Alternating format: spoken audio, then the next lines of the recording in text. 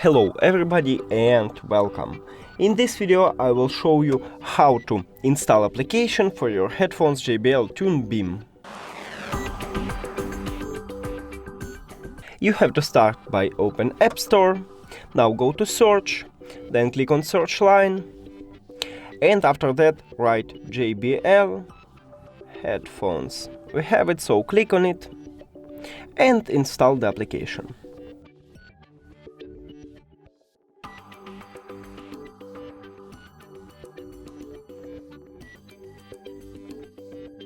After that, open it. Hello.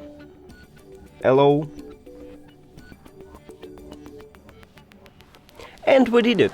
Thank you for watching this video. If you found it helpful, please consider subscribing to channel and leave the like on the video. It's really important to us.